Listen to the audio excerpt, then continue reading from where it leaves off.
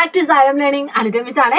അപ്പൊ മക്കളെ നമ്മൾ ഇന്ന് പഠിക്കാൻ പോകുന്നത് EVS ആണ്. EVSലെ പ്രധാനപ്പെട്ട ചില ചോദ്യങ്ങളാണ് നമ്മൾ ഡിസ്കസ് ചെയ്യാൻ പോകുന്നത്. അപ്പൊ നമുക്ക് എല്ലാവർക്കും അറിയാം എക്സാം ഇതാ ഇങ്ങ് എത്തിപ്പോയിട്ടുണ്ട്. അപ്പൊ വളരെ കുറച്ച് ദിവസങ്ങൾ കൂടി ഉള്ളൂ. അതുകൊണ്ട് തന്നെ ഇനി നമുക്ക് എങ്ങനെയൊക്കെ ക്വസ്റ്റ്യൻസ് ആണ് വരുന്നത് എന്നൊക്കെ നമുക്ക് വർക്ക്ഔട്ട് ചെയ്ത് നോക്കേണ്ട ഒരു സമയമാണ് അല്ലെ. അപ്പൊ നമുക്ക് ഒട്ടും ലാഗില്ലാതെ തന്നെ നമ്മുടെ ക്വസ്റ്റ്യൻസിലേക്ക് കടക്കാം. അപ്പൊ മക്കൾ എല്ലാവരും എന്ത് ചെയ്യുക, ഈ ഒരു വീഡിയോ മുഴുവനായിട്ട് കാണാൻ വേണ്ടി ശ്രമിക്കുക. അതുപോലെ തന്നെ ഇഷ്ടപ്പെട്ടാൽ നിങ്ങൾ നിങ്ങളുടെ ഫ്രണ്ട്സിന് അയച്ചു കൊടുക്കുക കേട്ടോ. ഒന്നാമത്തെ ചോദ്യം ഇതാണ് മക്കളെ, എല്ലാവരും ഒന്ന് വായിച്ചോളൂ. Look at the picture and write their name. ചിത്രം നിരീക്ഷിച്ച് കലാരൂപങ്ങൾ ഏതൊക്കെയാണെന്ന് കണ്ടെത്തി എഴുതാനാ പറഞ്ഞിരിക്കുന്നത്. അപ്പൊ നിങ്ങൾക്ക് ഇവിടെ 3 കലാരൂപം കാണാൻ വേണ്ടി പറ്റുന്നുണ്ട്.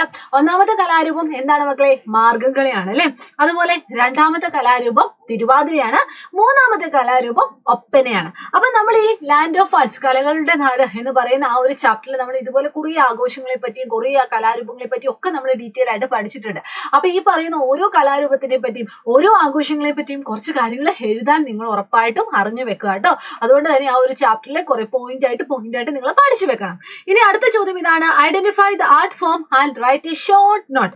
ഈ കലാരൂപം എന്താണ്? കുറിപ്പ് തയ്യാറാക്കുക. അപ്പൊ ഇവിടെ നിങ്ങൾക്ക് ഏത് കലാരൂപമാണ് കാണാൻ സാധിക്കുന്നത്? യെസ്, സൂക്ഷിച്ചു നോക്കിയാൽ തന്നെ അറിയാം അല്ലെ. അത് വേണ്ട, ഒറ്റ നോട്ടത്തിൽ നോക്കിയാൽ തന്നെ അറിയാം എന്താണ്. യെസ്, ഈ ഒരു കലാരൂപമാണ് കഥകളി എന്ന് പറയുന്നത്. അപ്പൊ കഥകളിയുമായി ബന്ധപ്പെട്ട കുറച്ച് കാര്യങ്ങൾ നമുക്ക് പഠിക്കേണ്ടതുണ്ട്. നമുക്കൊന്ന് നോക്കി നോക്കാം അല്ലെ. ഓക്കെ, അപ്പൊ കഥകളിയുടെ പ്രധാനപ്പെട്ട പോയിന്റുകൾ ഏതൊക്കെയാണ്? കേരളത്തിൽ രൂപം കൊണ്ട കലാരൂപമാണ് കഥകളി. നൃത്തത്തിനും അഭിനയത്തിനും സംഗീതത്തിനും ഒരുപോലെ പ്രാധാന്യമുണ്ട്. കഠിനമായ പരിശ്രമത്തിലൂടെ മാത്രമേ നമുക്ക് കഥകളി അഭ്യസിക്കാൻ കഴിയത്തുള്ളൂ. പിന്നെ കഥകളി എന്ന് പറയുന്നത് കലകളുടെ രാജാവ് എന്നാണ് അറിയപ്പെടുന്നത്. അപ്പൊ കഥകളിയുമായി ബന്ധപ്പെട്ട 4 പോയിന്റ് മക്കൾ ഓർത്തിരിക്കാം. ഫസ്റ്റ് പോയിന്റ് എന്ന് പറയുന്നത് ആർട്ട് ഫോം ഓഫ് കേരള, കേരളത്തിൽ ഉണ്ടായതാണ്. രണ്ടാമത് ഡാൻസ്, ആക്ടിങ്, മ്യൂസിക്, അതുപോലെ തന്നെ മുദ്രകൾ. ഇതൊക്കെ വളരെ ഇമ്പോർട്ടന്റ് ആയിട്ടുള്ള കാര്യമാണ്. പിന്നെ എന്താണ്? കണ്ടിന്യൂസ് പ്രാക്ടീസിലൂടെ മാത്രമേ നമുക്ക് കഥകളി എന്ത് ചെയ്യാൻ പറ്റുള്ളൂ, പഠിക്കാനായിട്ട് സാധിക്കത്തുള്ളൂ. കിങ് ഓഫ് ആർട്സ് എന്നറിയപ്പെടുന്നതും നമ്മുടെ സ്വന്തം കഥകളിയാണ്. അപ്പൊ ഈ കഥകളിയുടെ കൂടെ തന്നെ നിങ്ങൾ നമ്മുടെ തിരുവാതിരയും അതുപോലെ തന്നെ തുള്ളലും ഒക്കെ നിങ്ങൾ കുറച്ച് കാര്യങ്ങൾ പഠിച്ചു വെക്കാം കേട്ടോ. അപ്പൊ നമുക്ക് തുള്ളൽ എന്താന്ന് നോക്കാം. തുള്ളൽ എന്ന കലാരൂപത്തിന് തുടക്കം കുറിച്ചത് കുഞ്ചൻ നമ്പ്യാരാണ്. അതുപോലെ തന്നെ സമൂഹത്തിലെ തിന്മകളെ പരിഹസിച്ചുകൊണ്ട് നർമ്മരസം കലർത്തിയുമാണ് ഈ ഒരു കലാരൂപം ചിട്ടപ്പെടുത്തിയിരിക്കുന്നത്. ഓട്ടംതുള്ളൽ, പറയം തുള്ളൽ, ശീതങ്ങൾ തുള്ളൽ എന്നിങ്ങനെ 3 വിധത്തിലുണ്ട്. അപ്പൊ ഈ 3 പോയിന്റ് മക്കൾ ഓർത്തിരിക്കുക കേട്ടോ. ആരാണ് ഇൻട്രൊഡ്യൂസ് ചെയ്തത്? കുഞ്ചൻ നമ്പ്യാരാണ്. അതുപോലെ തന്നെ നമ്മുടെ സൊസൈറ്റിയിൽ നടക്കുന്ന, നമ്മുടെ സമൂഹത്തിൽ നടക്കുന്ന ഈ പറയുന്ന ചീത്ത കാര്യങ്ങളെയൊക്കെ എന്താണ് ഒരു ഹാസ്യ രൂപേണ അവതരിപ്പിക്കുകയാണ് ചെയ്യുന്നത്. ഓട്ടംതുള്ളൽ, പറയം തുള്ളൽ, അതുപോലെ തന്നെ ശീതങ്ങൾ തുള്ളൽ. ഈ 3 എണ്ണം ഉണ്ട് എന്ന് മക്കളെ നോട്ട് ചെയ്യുക. പിന്നെ ഉള്ളത് തിരുവാതിരയാണ്. ധനുമാസത്തിലെ തിരുവാതിര നാളിലാണ് ഈ ഒരു ആഘോഷം നമുക്ക് കാണാൻ സാധിക്കുന്നത്. നിലവിളക്ക് കൊളുത്തി അതിനു ചുറ്റുമാണ് സ്ത്രീകൾ ചുവട് വെക്കുന്നത്.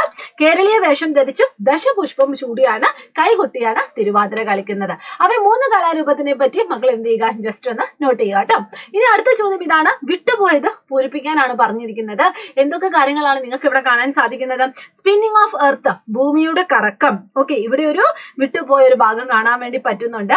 അതുപോലെ 24 മണിക്കൂർ 24 hours എന്ന് എഴുതിയിട്ടുണ്ട്. അതുപോലെ തന്നെ ഇവിടെയും നിങ്ങൾക്കൊരു വിട്ടുപോയ ഒരു ഭാഗമുണ്ട്. ഇവിടെ നിങ്ങൾക്ക് എന്താണ് എഴുതി വെച്ചിരിക്കുന്നത്? റെവല്യൂഷൻ അല്ലെങ്കിൽ പരിക്രമണമാണ്. അതുപോലെ ഇവിടെയും നമുക്ക് പൂർത്തിയാക്കേണ്ടതുണ്ട്. അപ്പൊ എങ്ങനെയാണ് നമ്മൾ പൂർത്തിയാക്കേണ്ടത്? നമുക്ക് എല്ലാവർക്കും അറിയാം, നമ്മുടെ ഭൂമിക്ക് 2 തരത്തിലുള്ള ചലനമാണുള്ളത്. ഒന്ന് റൊട്ടേഷനും അതുപോലെ തന്നെ റെവല്യൂഷനും.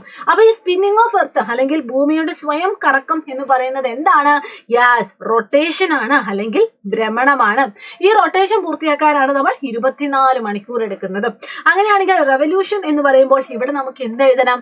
യെസ്, നമുക്കറിയാം നമ്മുടെ ഭൂമി ഈ സ്വയം കറങ്ങുന്നതോടൊപ്പം തന്നെ സൂര്യന് ചുറ്റും കറങ്ങുന്നുണ്ട്. അത് വേണം നമ്മൾ ഇവിടെ എഴുതാൻ. അല്ലെങ്കിൽ നമ്മുടെ earth revolve around a sun in addition to rotation.